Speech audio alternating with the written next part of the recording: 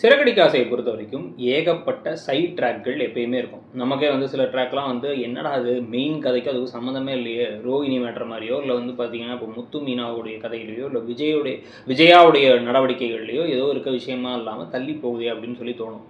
ஆனாலுமே வந்து பார்த்தீங்கன்னா, அந்த ட்ராக்கை எப்படியாச்சும் இன்ட்ரெஸ்டிங்கா கொண்டு போயிடுவாங்க. அதில ஒரு ஜாலியா ஒரு ஃபன் பண்ணுறதோ, இல்ல வந்து பார்த்தீங்க அப்படின்னா வந்து பார்க்கறதுக்கே ஒரு மாரி இன்ட்ரெஸ்டிங்கா கொண்டு போயிட்டு கடைசியில இதோட சேர்த்து ஏற்கனவே இருக்க மெயின் ட்ராக்கை கனெக்ட் பண்ணுறதோ அதெல்லாம் பண்ணுவாங்க. இவங்கள்ட்ட இருக்கக்கூடிய பெரிய குறையா நமக்கு இருக்கிறது ஒரே ஒரு விஷயம் தான். என்னன்னா, அந்த ரோகிணிய சிக்க வைக்காம இத்தனை நாள் அப்படியே தப்பிக்க விட்டு போய் நமக்கே சலிச்சு போற மாரி பண்ணதான் ஒரு பெரிய விஷயமா இருந்தது.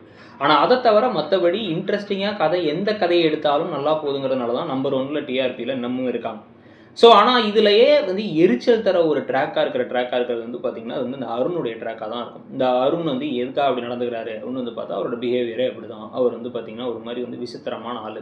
ஸ்ட்ரிக்டாக இருப்பார். சீதாக்கிட்டே ஸ்ட்ரிக்டாக இருந்தார் அப்படி இப்படிலாம் கதை சொல்லிட்டு, இப்போ வந்து பார்த்தீங்க அப்படின்னா வந்து மனசில் வன்மம் வச்சு பழி வாங்குற மாதிரி, வன்மம் இருக்க வேண்டிய அவசியம் கூட இல்லை. ஆனால் பழி வாங்குற மாதிரி, அவன்லாம் உள்ள கிடக்கட்டும்ங்கிறது, மீனா கிட்ட ஒரு முகத்தை காமிக்கிறது, சீதா கிட்ட ஒரு முகத்தை காமிக்கிறது, அதுக்கப்புறம் பார்த்தா வேற மாதிரி நடந்துக்கிறது அப்படின்னு சொல்லிட்டு ஒரு மாதிரி எரிச்சல் தர கதாபாத்திரமா இருக்காரு. இப்போ இந்த செல்வமோட மச்சான வேற பலார்னு அரைஞ்சு அவங்க மேலே வந்து கேஸ் போடுற மாதிரி வந்து இது பண்ணிட்டு ஹெல்மெட் போடாததுக்கு ஃபைனை கட்டி அனுப்பிவிட்டா போதும். அதுக்கு அவ்வளோ பெரிய பிரச்சனை பண்ணி இப்போ உன் ஃப்ரெண்டை வர சொல்லு அப்படிங்கிறதெல்லாம் வந்து என்ன ஒரு புத்தி இல்லாத தனம் அப்படிங்கிறது புரியல நமக்கு.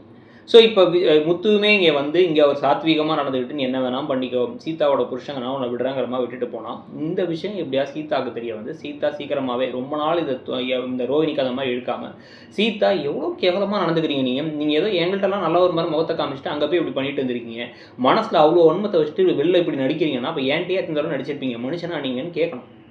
கேட்டு பலார்னு ஒன்று விடுற அளவுக்கு வந்து ஒரு கேள்வியை கேட்டால் தான் கரெக்டாக இருக்கும். அந்த அளவுக்காச்சும் கதை போயிட்டு அந்த போர்ஷனை சீக்கிரமாக கொஞ்சம் மாற்றி விட்டால் பரவாயில்ல. அவரை ஒரு பெரிய வில்லனாக காமிச்சு அப்படியே கொண்டு போகிறது வந்து ஒரு மாதிரி கதைக்கும் செட் ஆகலை, நல்லாவும் இல்லை பார்க்குறதுங்கிறது தான் உண்மை. உங்களுக்கு என்ன தோணுது? இந்த அருண் ட்ராக் உங்களுக்கு எதுவும் பிடிச்சிருக்கா அப்படிங்கிறத சொல்லுங்கள். அப்படியே மறக்காமல் வேறு என்ன ட்ராக் போட்டால் அந்த கதையை நல்லா இருக்கும்னு நினைக்கிறீங்கிறதையும் சொல்லிட்டு அப்படியே இடம்பொருள் சேனலையும் சப்ஸ்கிரைப் பண்ணி நம்மளோட இன்னொரு சேனலான இடம்பொருள் நவ்வையும் சப்ஸ்கிரைப் பண்ணிக்கோங்க. தேங்க்யூ.